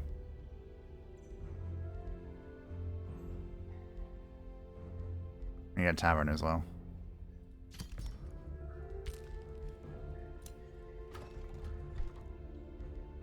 I need everything. That's what I need. I need more production. I need more draft. I need more of this. How much of this do I have? It's not going to show me, I don't think. I need a third farm. I think we'll take a turn to heal. Oh, wait. You were Ikits. You belong to Ikit now. Lightning Blades is in. Nope. Sure, we'll grab Engraving of Focus. We will have a few units that aren't a part of our culture. Eventually. Panorama skills available. It is Surge Spellcasting, which is great. Advanced Sensing, also good. All good things. Your actions speak for your wisdom, Ikit. I'm glad to see our fates entwining. Are they entwining? Gubbin? I don't think they are. Baroness Gilletrude demise of the Free City Thralter threatens you. Some may consider you a god. I do not. I know your weaknesses. I know how to make even a gaudier bleed. Fear the power of Thraltur, for your time has come. You are the ancient ogres, okay. And here is, you went Chaos Dragon? Why? A new pawn appears before me. You look like a gaudier, but are you ready to face the likes of me? I also forgot to mention, for the starting bonuses, everyone got +1 hero. Gubbins started at level 4. Or Gubbin, there's no S in there. Regulos, the Destructor, started at level 8. So all of the god level characters started at 8. One started at level 6. And then the Piddly started at level 4. And one special character started at level 10. You also ain't doing too hot, Regulus. This is our Necromancer, regrettably. And he is from Rift, the MMO that... Oh, I have a lot of stories about Rift. But he leads the Endless Courts. Life is a disease, and Regulos was the cure. As the master of the Bloodstorm, Regulos led his fellow dragon gods to Telara to feed upon it, but the world proved far more valuable than a mere snack. The Six fought a terrible war for dominance, and their infighting weakened them enough for the denizens to imprison them within elemental prisons. Still, Regulos persisted. From the plane of death, he promised power and eternity, of a sorts, and many would answer his call. While the other 5 dragons remained imprisoned, Regulos grew strong enough to break free, and was on the precipice of victory before a breakthrough. A so-called Defiant found the method to steal power from Telara's former gods and go back in time to prevent his return. Clever. Admirable, even. Telara's heroes may have gone back to stop a Regulos, but the splintering of time has opened the path for this Regulos to a new, delectable realm, waiting for the embrace of death. So, Rift was an MMO. Fantastic game. It was the first to really have, like, dynamic world events. That was his whole, like, a selling point. And it had really cool characters. I loved playing the mage Chloromancer, which is like a half-healing mage. It was so much fun. The 2 factions were the Defiants, which in the future, like, stole the power of godhood and ascended their own champions to, you know, only we can save ourselves. And then there were the Guardians, who were heroes that had been ascended by the gods before they disappeared. But they both, like, worked together to go back in time And in the past, they coordinated to an extent to stop Regulus. And of course, eventually they did. But the Endless Court are our dark cult of death representatives. As mentioned in his little lore blob, Regulus offered eternity of a sort. That eternity was, of course, oblivion. They are scions of evil and mana channelers, because undead. They are desolate adaptation, strong, and arcane focus. I really wanted, I don't know if they'll actually do it, but I really wanted to try having an AI that would use the Tome of Calamity's terrain bonuses, because I never do. So that's why I didn't want to, one of the reasons I didn't want to do islands. We'll see if he actually doesn't. Of course, Tome of Calamity is a ways away. But yeah, Regulus has no friends. He is death incarnate, pretty much. And I found the River of Souls already. The River of Souls was one of the first major raids, and it was the only raid I did in Rift. So that's how I figured, you know, that's how Regulus came down. I'm like, I remember the River of Souls. Let's type that in and see what pops up. Oh, the bitch I killed is a pawn of Regulus? Great, that's the character. That's how it's gonna be. So yeah, that's how that came to be. I'm pretty...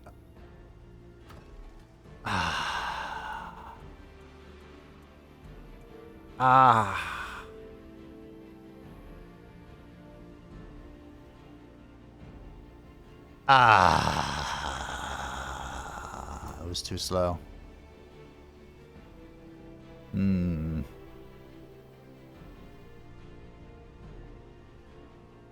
not ready to fight, I don't think. Mayor Gubbin has vassalized this free city, much to my displeasure. So we are indeed going to make the city. And I think... Here, I'll read the text during the end turn. But I think there's some very important text. We're also going to grab experience later. It's very unfortunate that Wizard King got worse with the new experience rework because he can't get experience later. So we're going to need to build that as well in the item forge. But here is Lightning Blades. This will give our Shock, Shield, Polearm, Fighter, and Skirmisher units +1 lightning damage, -2 physical damage, +10% damage against electrified enemies. Increased for single target attacks. There is, of course, a version of this for our Mage Locks, and we'll get around to it. We probably want you. Your ambition sucks, but that could be changed because your governorship is fantastic. Oh, another elitist. I wonder if it stacks. I don't think it does. We'll grab Artemek the Priest. He looks funny. And there wasn't really... Well, there was a priest class. We'll just follow the Initiative Chaos. But what it was... We'll go for the AoE heal because we have the Overseer's big single target, so we'll go AoE with this. It was Clan Grayseer. And boy, oh boy, Clan Grayseer was a thing.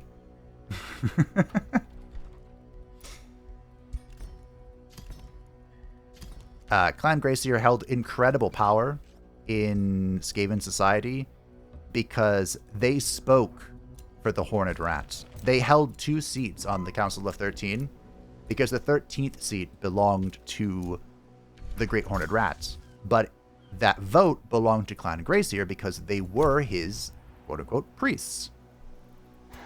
So it actually makes sense for him to be here. His outfit could be changed a little bit, but it's good enough.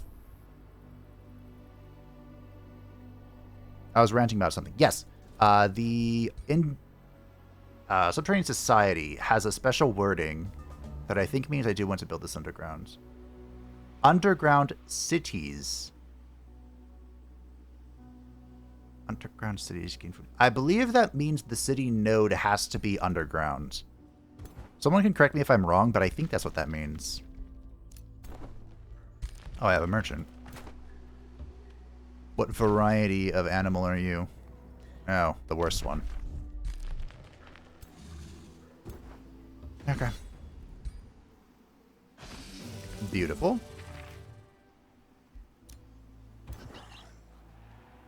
Ikit Claw gains some renown, which is fantastic. We want him to gain more and more of that. Your troops rush a group of winged creatures, but notice that they neither attack nor retreat. Your foes fly around the area, flapping their wings and making alarmed noises. They do not wish to engage your superior numbers, but appear loath to retreat too. It seems they are protecting some nearby nests. We could build an aviary. Sure. Kind of want you to wait. I can complete that while there's infinite. That's interesting. I want to wait because I'm going to go take out this. And then you can meet up with them later. I want all of this. But I can only afford one. Evokers are strong. Again, they're kind of competing for the mage lock with our tier 2 range damage dealer. But it wouldn't be bad. I think we're going to hold off on the evoker and grab the focus. Get this going. Set production. Why? Can't build anything anyway. You know what? I am going to build the item forge, and we'll see what I can build with just this. Ikit Claw. I've gained a level of renown. +1 vision range. Sure. Why not? Why not? Countess Victalia Knott of the Free City Sterisk greets you with some suspicion. Salutations, Chief Warlock Engineer Ikit Claw. Your reputation precedes you. Forgive us for being wary. We may not share your beliefs, but we ask you to respect Sterisk territory and independence nevertheless. So, one thing we can do, there's even an achievement for this, so I might do it. The Sharpshooting Fae, huh? We can use our war spoils to intimidate a free city. This will immediately cause them to go to the next tier of allegiance. I believe the achievement is to intimidate the same free city 3 times. I believe. Scouts report that a beast wrangler traded the wilderness for your domain and has set up camp south of the City of Pillars. We have not yet seen him with our own eyes, my chief warlock engineer. You detect admiration in your scout's voice. Is that what I was going for?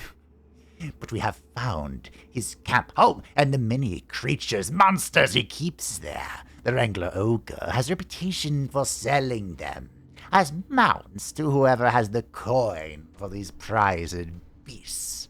You consider what additions would benefit your stable. So this individual, of course, we can purchase mounts for our heroes. It looks like, yeah, they made it cheaper. Across the board. Or we can get a contract. The contract will give us basically a new society trait that is of that mount. I don't particularly care. It would be super funny. There are mounted Skaven. Oh, what a chonker. There are mounted Skaven, but they're usually mounted on rats. Mutated rats, which is, you know, hence the whole... I don't think the Skaven will be winning any awards for, you know, animal protection or anything. After a period of upheaval, a world seedling from a distant world has taken root, spawning a new world tree. Peace returns within the realm and the balance is restored, as is nature's wont. Your troops may once again traverse the woodland safely and unhindered. Yet for all the turmoil the world seedling caused, you may have an opportunity to benefit from the woody incursion. Will you restore your lands claimed by forests, or is it more appealing to learn new power over nature? Well, no forest grew in my domain, and Mr. Gubbin has a golden wonder right outside his door. Rude.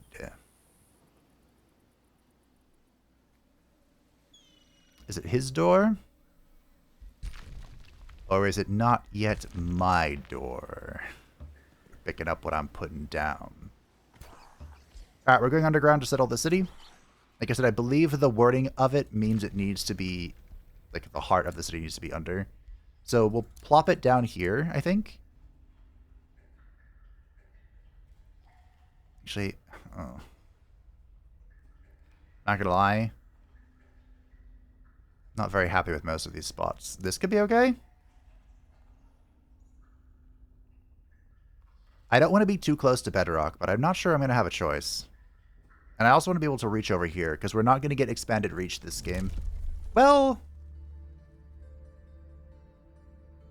we're going to get expanded reach in 93 turns. So, I mean, maybe? Knowledge!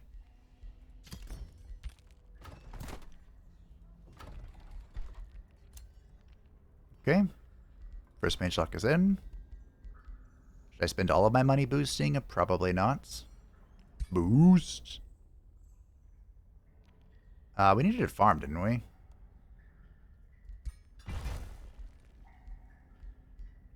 Yes, we did. Okay. So I don't have any of these yet, but we can break some stuff down. That was alarming. I'm looking at miscellaneous because I want to see what we have. We don't have it yet. Siege Master. My goodness. So what we're going to want for Ikits, and I suppose everybody, I usually end up building this for everyone, is this. Silver Tongue and Rainbow Clover. The Graving of Focus is in. This is just going to give our focused aggression to any non-cultural units. Right now we just have the Litherite orbs we stole. Borrowed.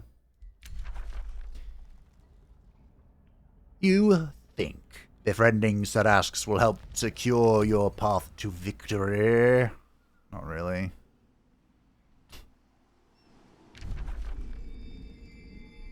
Wow, I've only met 2 people? I'm actually kind of shocked. Like, look at this map. We are on Brutal, right? Hold on. I hope I didn't mess up the settings.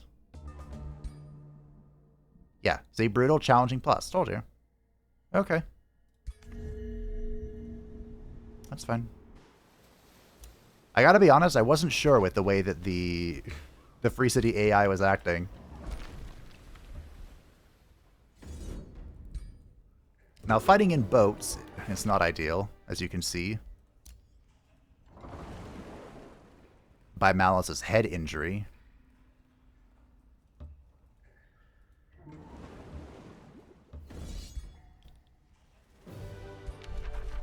Nope. Don't care. I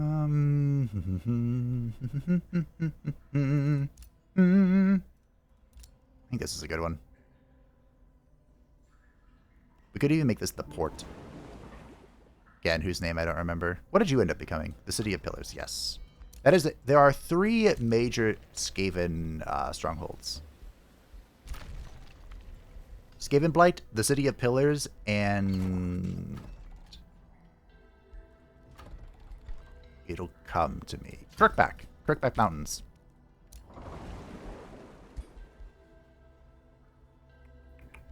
Congratulations, Ikits. You have a Battle Mage helm. You can have the helmets. Wonder if the AI knows how to use these things. A wizard bond with the halflings.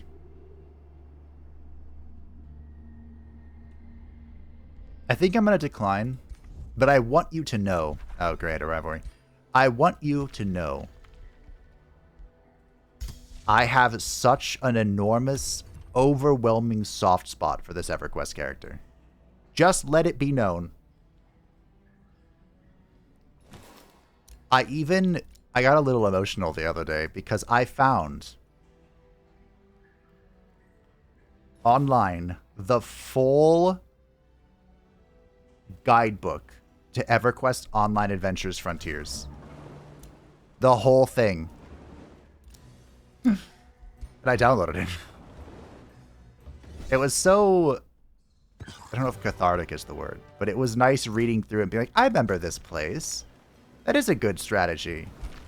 And then also being like, who the heck is this? don't remember you at all. It's also a little sad that, there didn't appear to really be any faction leaders in EverQuest Online Adventures, which is the one that I played. Again, the original EQ was one of the big first MMOs. I'm talking, Thaylor. Why do you have a lady's face? Is that a lady's face? Thaylor, I was going on a rant. Oh, you hate me. So, you are the inconsiderate Chief Warlock Engineer Ikit Claw. I am the Sun God Thaylor, the Eternal Tyrant. Many gods here make war. I am to make peace, even with the likes of you. So this is Thaylor from the Valor of Man. Don't worry if you are watching that series. This does not spoil the ending, because I don't know the ending yet. I had to make it up as I was going along. But we do know a few things. The sun god Thaylor was king of the gods and master of the world, until his brother Death created humanity. Unlike Thaylor's perfectly obedient angels, Death's humans lived a comparatively short life, but that life was full of ambition, love, and growth. In time, humanity came to covet the seats of the gods, and Thaylor had no choice but to imprison Death and seal the world within an ever-repeating cycle. During one of these cycles, a human named Alistair challenged the nature of the world and came terribly close to unsealing Death and undoing Thaylor's hard work. At his final hour, Thaylor offered a compromise. He and his angels would leave the realm to Death and his humans if the power accumulated within the Whisper Glass was used to open a gate to a new world. Death agreed and assumed control of their world. Thaylor led his angels and any god that would follow to a new realm. This time, he will seize perfect control and become the Eternal Tyrant. So, in Valor of Man, Thaylor, the Sun God, pretty much is your main enemy. I've completed 9 of the 10 Valors, and I still don't know if we kill him. It's kind of like leading in that direction, but I have no idea. He did, how did Ilara put it, play around with the humans for a little bit. He became their tyrant for some time, but then he got bored and went back to whatever. And Alistair suspects that the reason he imprisoned Death is so that Death couldn't kill the other gods, including Thaylor. So, watch the series if you want to see how it ends. But, yeah, I thought it'd be fun to include him. And he's just like a textbook order character. So, they represent our high culture. They are a high culture representative. They are relentless crusaders and ancient wise ones. Also, they have the Mark of the Horde. I'm so jealous. I want a Destiny trait. They have arcane focus, inner radiance, and are hardy. He himself is an authoritarian diplomat. He likes empires with a single race. He likes empires with a stronger military. He dislikes empires with good relations with free cities. He dislikes empires that have many alliances. His strategy is to form alliances. He never breaks treaties. He likes to explore, and he likes to expand. Screw you. I thought that'd be a fun addition. There aren't many characters I can get out of that game, but that's one of them. I'm assuming he's here somewhere. Oh yeah, it's supposed to be him. Alright, I don't appreciate the fact this is already a 10-pop city. Is my capital even 10 pops? No. Okay. I'm not alarmed at all. Remember, we have the... Trying to build a wall now. We're going to go straight into Skitty. We have the... Mate. Boop. Force March. Don't. Oh, we do want battlefield looting. Hold that thought. Hey! We have military engineering, so it was cheaper to do all the outpost stuff, but we also have fruitful integration, so I can build the city faster. And now we have battlefield looting, so I get gold whenever I kill something. Because there's plenty to be killed. But Kara, It's kill or be killed. Pulled that reference out of my ass. Tier 2! Welcome to Tier 2, my friends. I know exactly what tome we're getting because it's the tome you have to take if you're doing this build. Welcome to Scrying.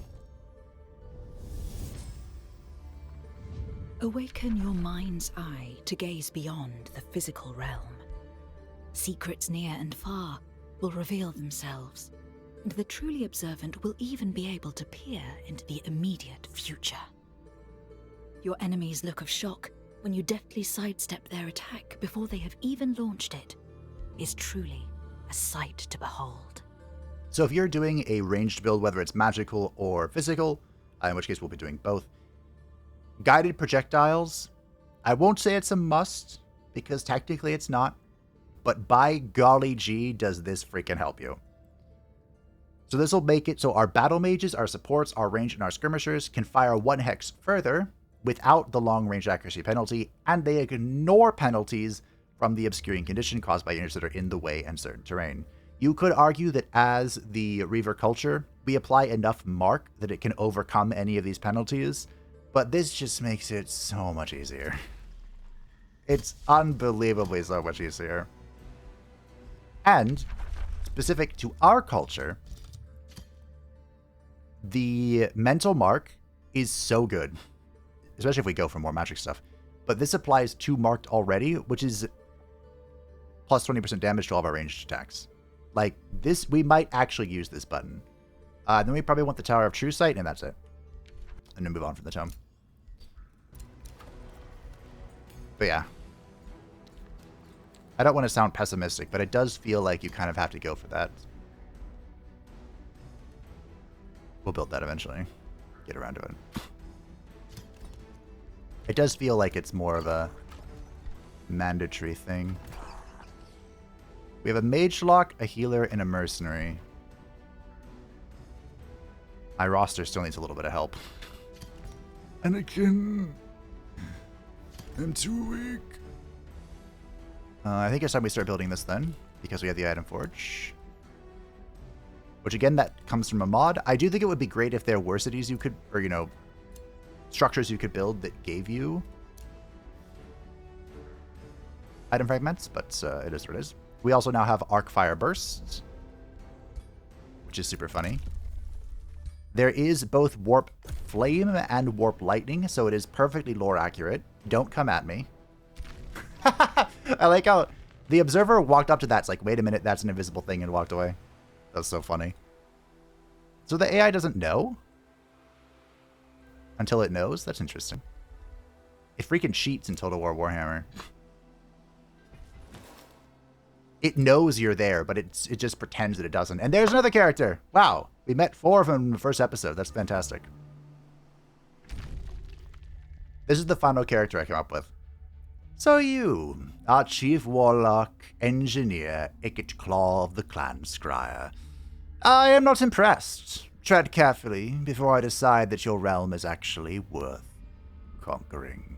Ladies and gentlemen, Raphael, the seductive schemer. Raphael is a devil cambion. Normally, such creatures are largely disregarded within the circles of hell, but he is the son of Archdevil Mephistopheles. Such lineage begets respect, but it has cast a great shadow that Raphael has forever attempted to overcome. While his House of Hope has provided a great deal of entertainment and souls, his true opportunity at ascension lies with the crown of Karsus. His father snatched the crown when it first fell from the skies of Netheril, but evil is a patient predator. Knowledge of the crown conveniently slipped to some ambitious mortals, and Raphael just so happened to possess the means to stop their world-ending threat. The pieces had been assembled, and he was so close to victory that he could taste it. Until Gale, an ambitious wizard who believed himself better than all who came before him. When Raphael came to collect what was rightfully his, the newly ascended god of ambition flicked him off and dared him to come get it. So Raphael shall. This is actually an ending in the game if you do a few steps. First, you have to agree, sign Raphael's contract for the Orphic Hammer. Then, you have to convince Gale to ascend to godhood using the Crown of Karsus. And then the most difficult of all of these, you have to not kill Raphael. It's so tempting with the loot that he drops, but if you do all of that, Gale will take the crown when you defeat the Netherbrain and ascend, and then in the after party with Withers, Raphael will show up and talk smack to God Gale, and God Gale will snap his fingers, and Raphael will be sent off to who knows where. But, yeah, that was really funny. I thought this was a clever little trick. Unfortunately, you can't have, like, the Fiend wings through the mod. I'm not sure why they have these wings, but whatever. This is good enough. Fallen Angel crap. He is our Architect of Chaos representative with Equipment Hoarders. I figured, you know, he hoards artifacts and stuff. And Apex Predators, because he's big mad. They are strong, resilient, and cold-blooded. Now, there is one more funny thing I did with Raphael. Because you made us ask, well, Fabe, why not just let him do the Infernal Fiend transformation? He is floating. He is an elder vampire. So there's a mod called like Civilized Vampirism or something where it removes all the blood stains from the mouth for him and his heroes. And I was going for like they feed off the power of their heroes, so he feeds off the power of the souls that he contracts. So yeah, I thought that was a fun little plot twist to have a vampire in the game. And of course, he's still going to do fiend stuff for us, which is nice, I suppose. Oh, I don't have enough war spoils. I need to fight people for the war spoils. People.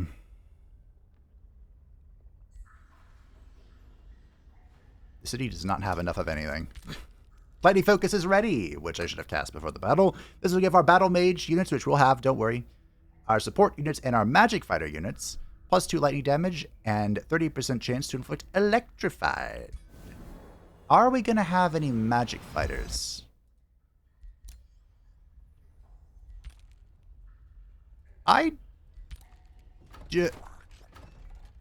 No?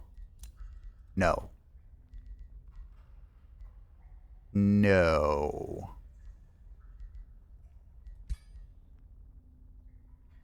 I don't think we are. Am I going Merchant's Guild?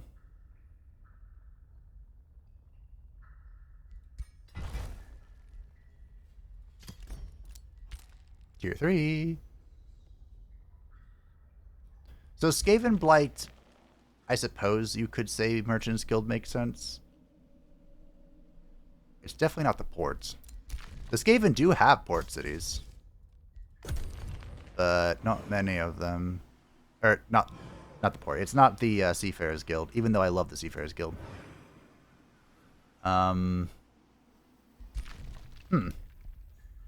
It could be Merchant's Guild. Maybe Scholars Guild. Scholars Guild makes the most sense. And so it begins. That might be the perfect place to end, actually. Ah, yes, this is Crookback Mountain. That's right. We'll figure this all out in a second. Well, actually, we'll figure it all next time, because Raphael, the seductive schemer, has begun scheming. It is clear he is going for a seal's victory. You will either need to prevent him from holding seals or hold seals of your own. To claim victory, one must secure 160 seals. Each seal is 1 point per turn that you hold it. Now, as mentioned, I cannot claim the seals.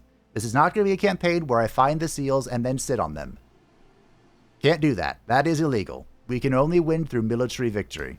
Or, score if I take 200 turns. Is your custom hero here? No? It's a great one. It's a heartbreaking one. I actually felt bad making it, but... Oh, you cheating Minsk. Not Minsk, the character. Somebody has captured a seal, but I haven't met him yet. We'll leave that for next time, because that's a fun character, too. Aren't all blends fun, though? Ladies and gentlemen, thank you for watching. I hope that you enjoyed the beginning of Ikit Claw's adventures, and are as excited as I am to see whether or not he can test out his weapons in time before someone else once again claims victory and destroys, well, they wouldn't destroy this world, but you know what I mean. Whether he is robbed once more of his chance at greatness. Thank you to the patrons and the channel members who support the channel. I greatly appreciate you. If you'd like to stay up to date with anything happening on the channel, feel free to join the Discord description down below, and I will see you next time to set out and stop those who dare claim a seal of power.